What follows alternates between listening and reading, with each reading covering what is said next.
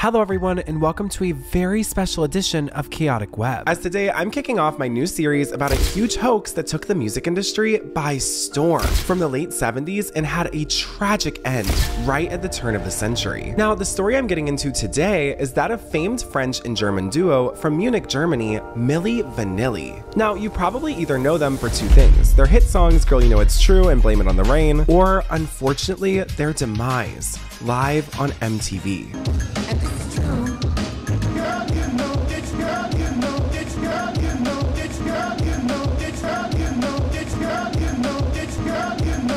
Rob and Fab of Milli Vanilli were promised millions in fame, all while they had to keep up a secret they didn't even know they were signing on to keep. That would one day, unfortunately, be the Achilles heel of their career. Now, before we get into today's video, here at Deep Dive, we are constantly crawling the internet for our next story. But the reality is, the internet isn't always the safest place. Anyone can find anything on the internet, including your full name, address, phone number, and even relatives. My passwords and other sensitive information have been leaked before in various data breaches, and y'all, it is scary. This information is available because of data brokers who sell your information to telemarketers, spammers, and really anyone who wants to buy it for whatever nefarious reason. That's why I'm so excited for today's sponsor, Aura. Aura will identify those data brokers who are selling your information and sends the opt-out request for you. They'll even opt you out of junk mail and telemarketing lists, which is amazing. But Aura does even more. They monitor your emails and passwords to detect if you are a part of a data breach, or if your information has been exposed to the dark web. Aura's app also features a VPN, password manager, real-time credit and identity theft monitoring, parental controls, and protect your device from malware. In times where our whole lives have been virtually moved online,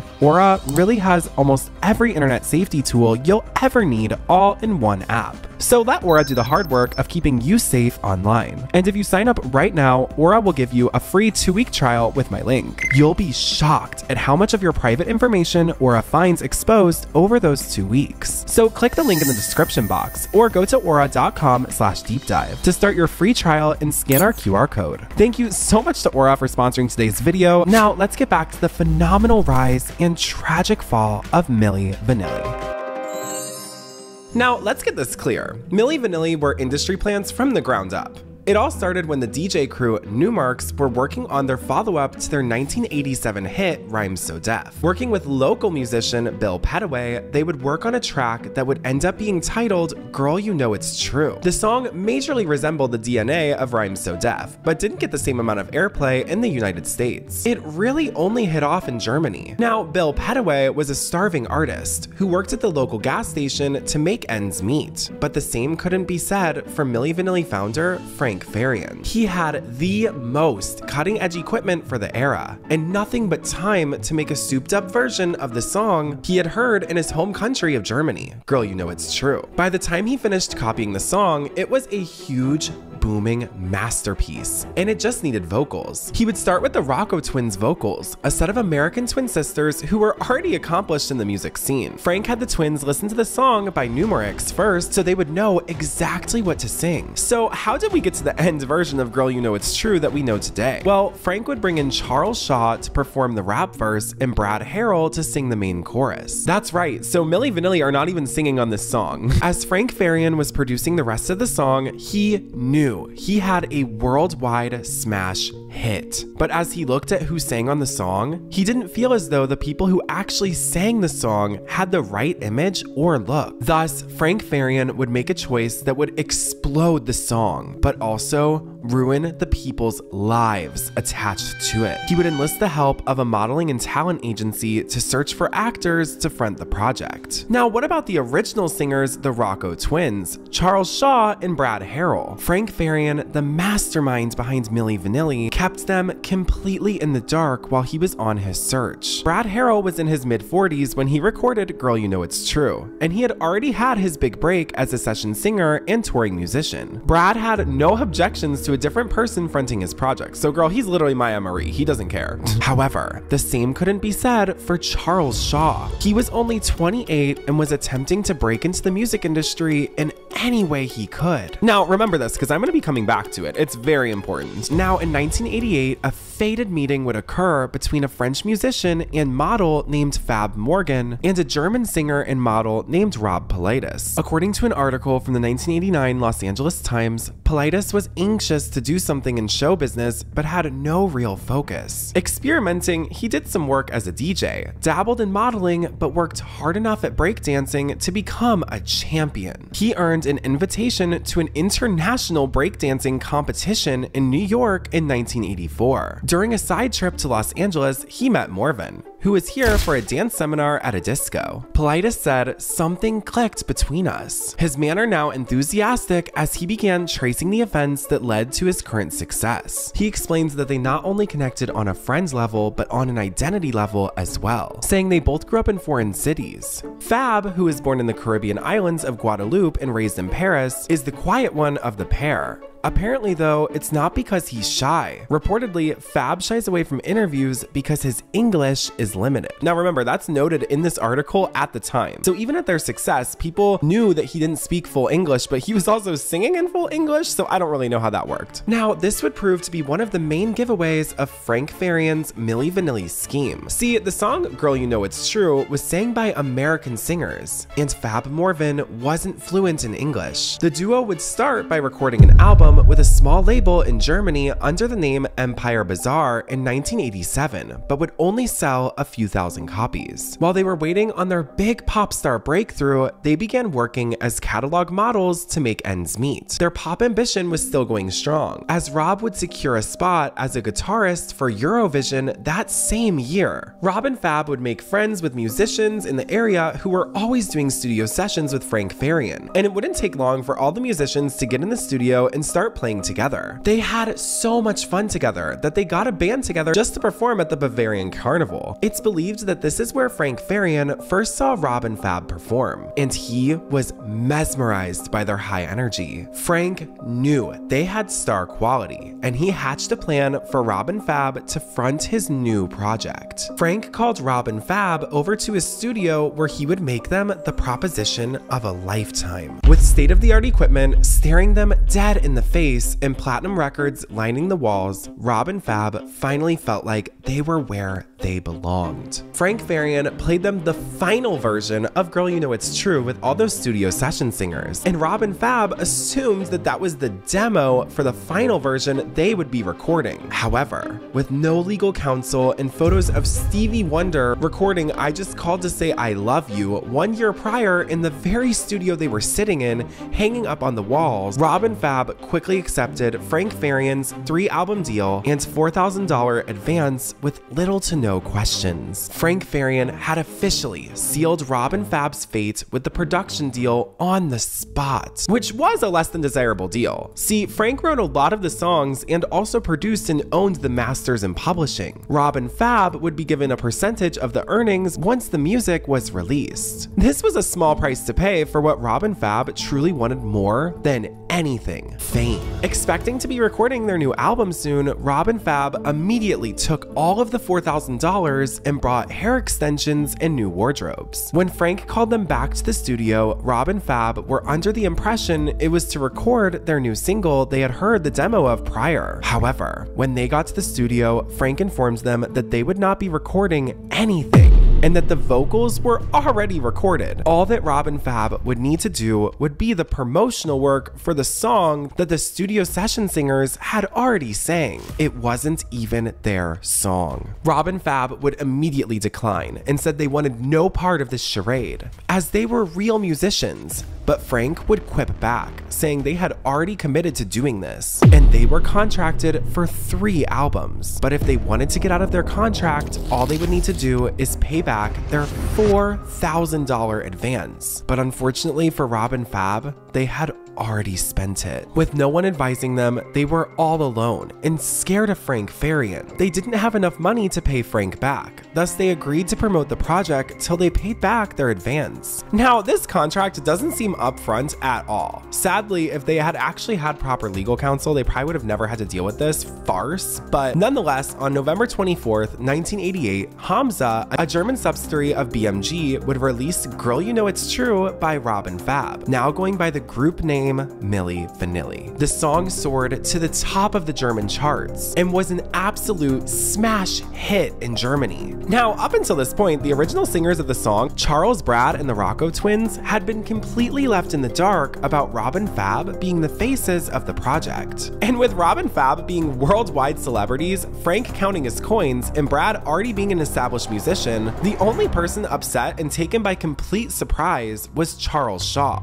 The last thing he expected from that $6,000 recording session was a smash hit record. All of the singers didn't even know that this song was going to be used as is, and just started hearing it booming from their radios with no real warning. Charles, being the upset one of the group, immediately threatened to go public with the story, but Frank wrote him off and hired a new artist to record Milli Vanilli's raps for the rest of the album, named John Davis. So if you got that, that means Girl You Know It's True has actually a different rapper than all the other songs on that album, which I guess, like, y'all, Brittany Jean, we still don't even know who's singing on each of those tracks, so I guess I'm not one to talk. I guess people just don't know, but that just seems like something people would catch. Charles would quietly back off for the time being, and Frank would attempt to patent down the hatches, making certain the original singers never met Robin Fab, and reminded them all of their contracts included non-disclosure agreements. Now, where were Robin Fab during all of this? Well, with the success of Girl You Know It's True, their careers were skyrocketing, but Frank was fronting them their living expenses to be paid back, so they weren't getting any closer to paying off their ever-evolving advances. This was the cycle that would keep Frank profiting and Robin Fab working their asses off. They needed basic living expenses, but that forced them to promote a farce they never wanted a part in the first place. So why did they go along with this? They were selling out arenas every night, and they could have paid back their advance at this point, maybe, but this was also their dream. It hadn't even been a year yet since that fateful meeting with Frank Farian, and they were on a rocket ship going higher and higher. Getting out of the deal was becoming less of a priority. They were now touring the world, lip-syncing to other people's voices and putting on a show. Now, Robin Fab begged that Frank let them use some of their own vocals on their next album, but Frank refused. They would continually go along with the charade and caught the attention of another Bertelmann's Group subsidiary, this time a label who wanted to sign Milli Vanilli directly and rework their first European project titled All or Nothing into the American smash hit album Girl You Know It's True. Now, nearly 10 vocalists are credited on the album All or Nothing, none of which are Rob or Fab. Only their photos appear on the cover, but this new label rework would go as far as to credit Rob and Fab as the vocalists of the album, and then just go on and release the record. This is when Girl You Know It's True would reach #2 in the United States, and Baby Don't Forget My Number would hit #1 on Billboard. This was major for Milli Vanilli, as they were now worldwide sensations. One day, while touring at a theme park in Connecticut, MTV was doing a live series special with Milli Vanilli. However, when they opened up with Girl You Know It's True, the hard drive would get stuck and repeat the lines, "Girl you know it's, girl you know it's, girl you know it's." I wanted to die. It stopped. Girl you know it's, girl you know it's, girl. 80,000 people. Girl you know it's, girl you know. You know, I couldn't repeat it 15 times. Girl, it got obvious. So I stopped, I panicked, I ran off stage. Julie Brown, who used to work for MTV, ran after me. I didn't want to go back to stage. I had enough. 80,000 people waiting. I said, I have enough. I quit.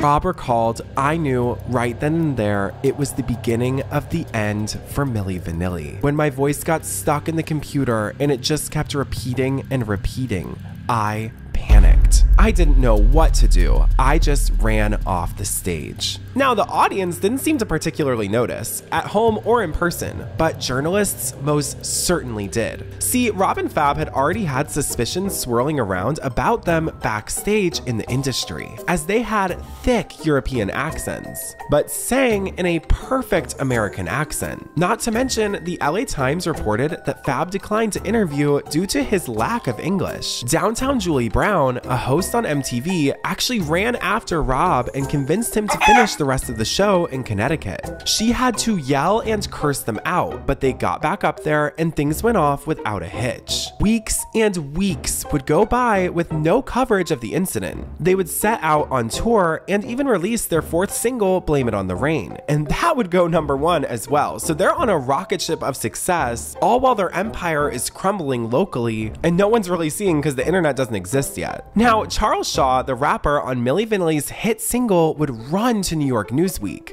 and openly expose Milli Vanilli. But Frank Farian would reportedly pay Charles over $150,000 for a retraction and his continued silence. Which I don't really know. I guess a retraction is like, I guess they said they lied or whatever, they like are taking it back, but does that really do anything? Comment below if you think a retraction really does anything at all. Now, like I said, because the internet was still obviously not around, the news did not spread. And Frank Farian had successfully damage controlled his way out of the Milli Vanilli lie being exposed. But the lie was only getting more convoluted and complex as time went on. See, the situation would completely escalate when Milli Vanilli would win a Grammy Award from the Recording Academy for Best New Artist. A duo Frank Farian put as a front for the actual Milli Vanilli won a Grammy. Just to put that into perspective, I think they had as many Grammys as Britney Spears has, so that's like a pretty big deal. This put Milli Vanilli and specifically Rob on a complete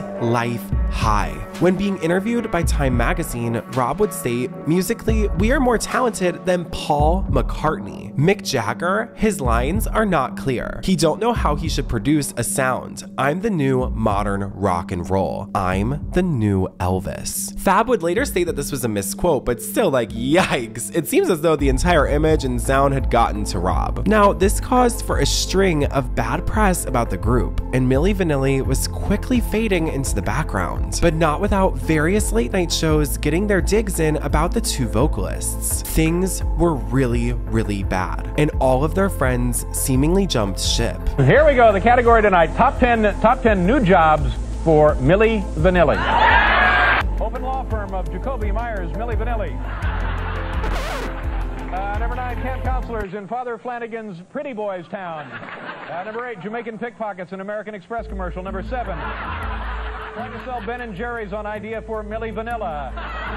Number 6, cartoon pals to Chili Willy. Number 5, professional objects of scorn and ridicule for years to come. Number 4, fact checkers at 2020 in the buckwheat division. Number 3, even newer kids on the block. Number 2, extremely groovy fry cooks.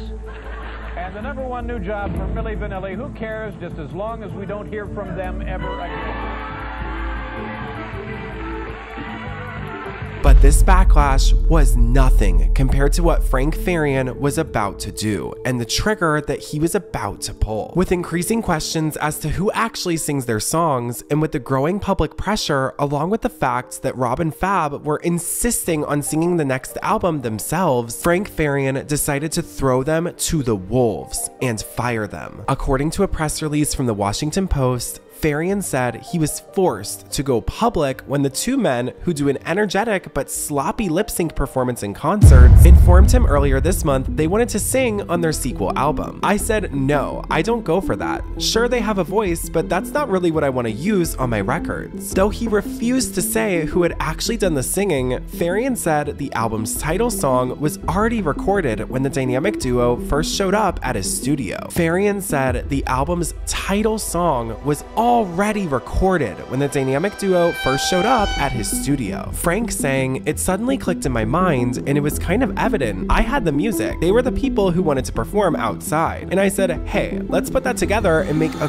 great record out of it." Milli Vanilli was being exposed as a farce. This news hit fast this time. Milli Vanilli's American label wanted nothing to do with them, and according to BMG employees, they immediately took down their platinum plaques the day the news broke. They were dead to the group of people that had built them up for nearly 2 years at that point, and the American public would have a field day. Rob and Fab scrambled to put together a press conference that was high-spirited at best and sloppy at worst. The main point of contention that Rob and Fab seemed to perceive was that they were unable to sing, when it seems that the American public were actually just more upset about being so publicly deceived. Which is nothing today, I mean, everyone lip syncs, but I will say, like, this was a big, like, this is not someone singing with their own voice or lip syncing to their own voice. This is an entirely different artist backing a different image. Now, Rob and Fab would sing their hearts out in a studio as soon as the news broke, trying to convince everyone at the press conference with a video of them singing. Yes, you know it's true.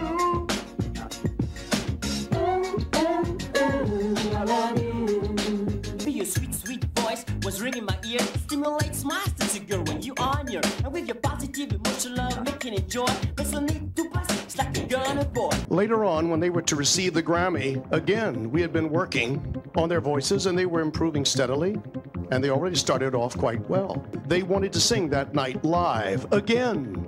They were told, no, you're not to sing tonight. The reason I know is that I was standing there. But I do know that these men are able to do what was required of them to make that record, and they were told not to, and that's it. They would even sing at the press conference itself, but to no avail. Their voices were good, but not the same as what they had been portraying for an entire album cycle at this point. At this press conference, they offered up their Grammys in a tongue-in-cheek way. So we give this Grammy back now because we give this Grammy back now to the Record Academy, and we recommend our buddies who did the real voices, who got seduced like us in Germany.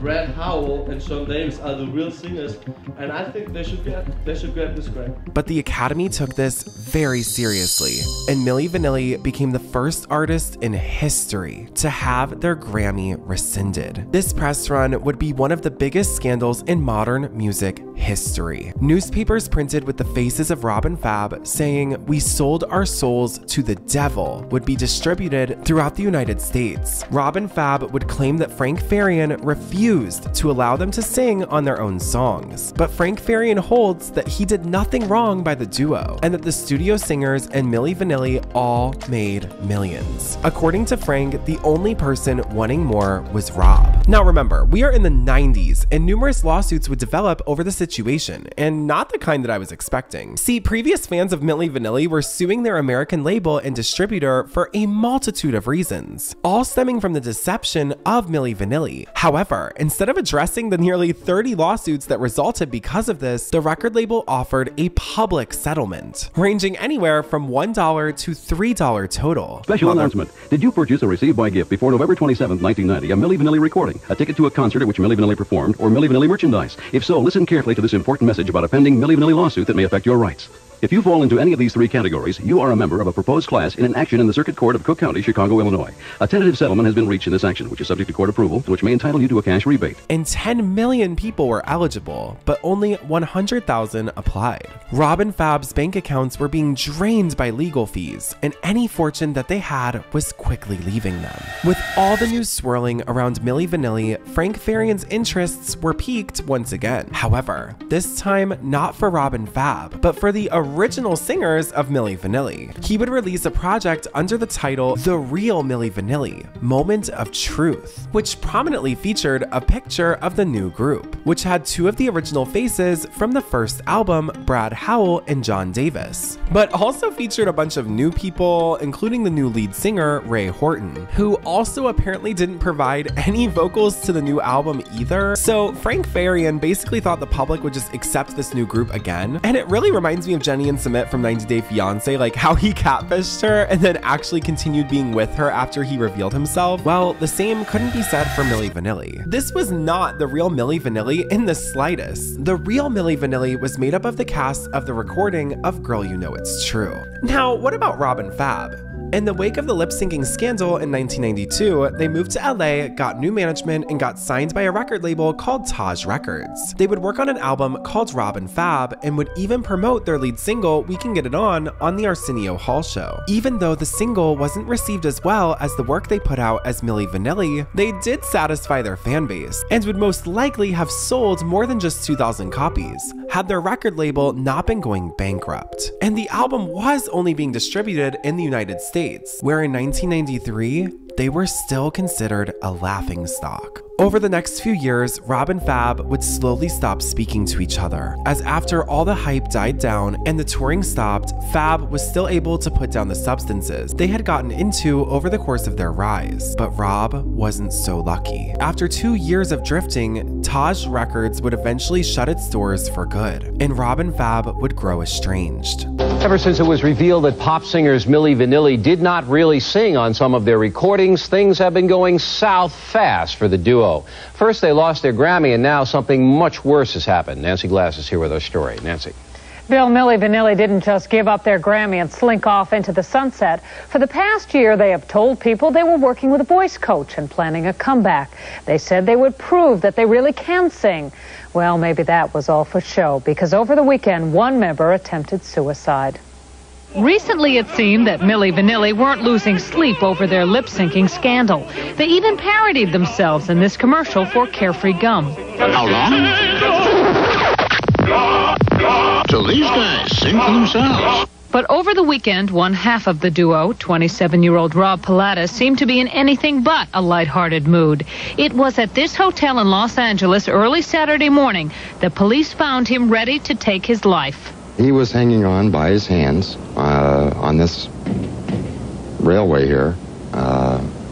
I yelled up to him, and I told him no, he didn't want to do this. At 4:55 a.m., Rob Pilatus made a call to the offices of the Los Angeles Times to have a reporter take down his last words.